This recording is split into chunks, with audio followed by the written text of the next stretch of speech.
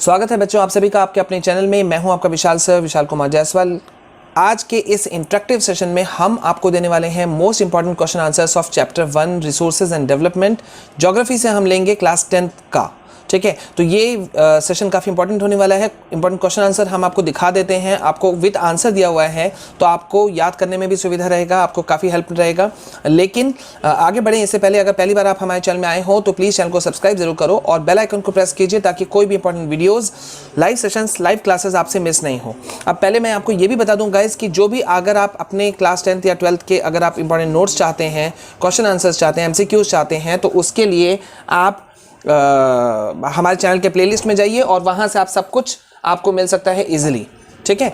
तो बिना देरी किए चलिए शुरू करते हैं class 10th board exam important question answers of chapter 1 resources and development geography, ठीक है। सबसे पहले हमने आपको शॉर्ट आंसर टाइप क्वेश्चंस दिए हैं। इसमें चैप्टर 1 से जितने भी इंपॉर्टेंट क्वेश्चंस हैं, ठीक है, जो प्रीवियसली कभी ना कभी रिपीट हुए हैं, तो वो सबको हमने दिया है।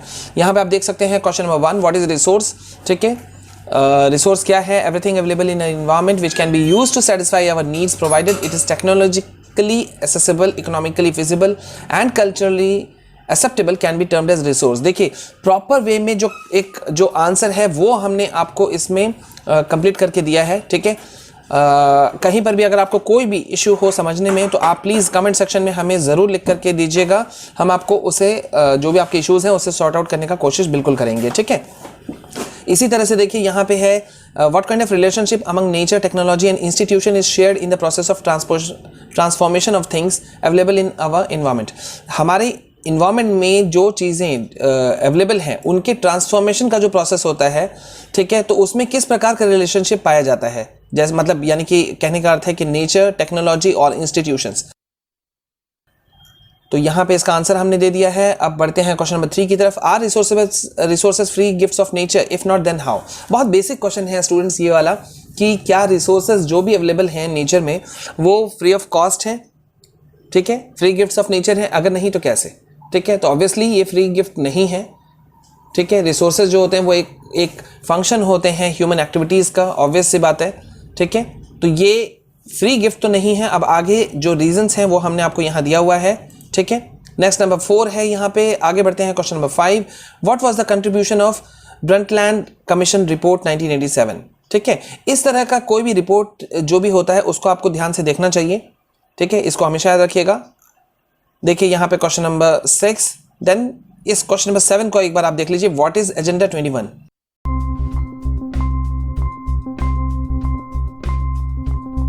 Guys, are you the aspirants of NTSC and confused कि क्या पढ़ना है और क्या नहीं?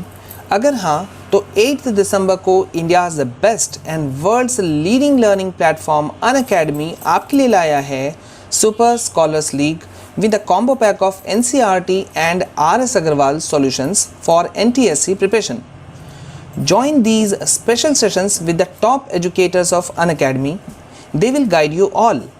Right from the basics, आपको मिलेंगे fun quizzes, interactive polls and complete coverage of previous year's questions all in one place. So guys, grab this golden opportunity and don't miss the chance on 8th December. For more details, go to the link in description. Agenda 21 क्या है? तो आपको याद होगा कि आपने पढ़ा होगा कि रियो डी जेनेरियो अर्थ समिट जो हुआ था 1992 में, उसमें ये एजेंडा 21 जो था वो एंडोर्स किया गया था, ठीक है। तो यहाँ हमने आपको पूरा दे दिया है आंसर।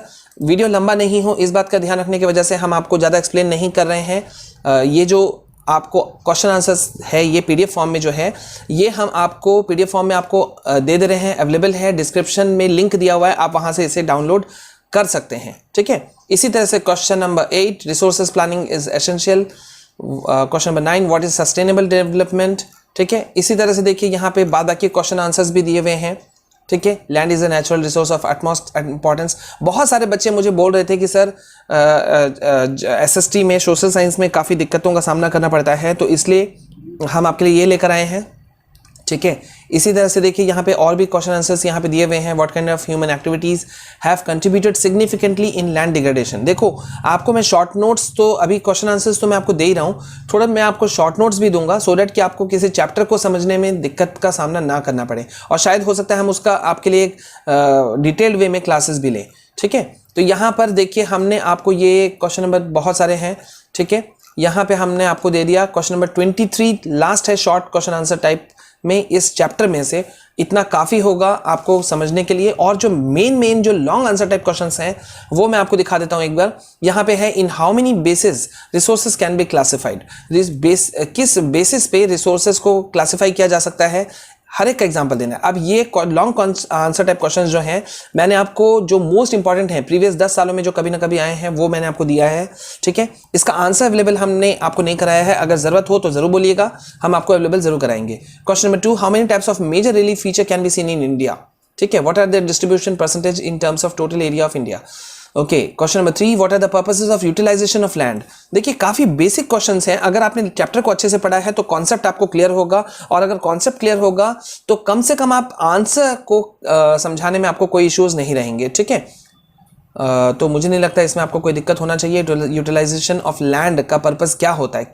ठीक है, question number 4, what are the various processes that help to solve the problem of land degradation. Land degradation के प्रॉब्लम जो हो रहा है उसको हम किन वेरियस प्रोसेस से हम उसे सॉल्व कर सकते हैं।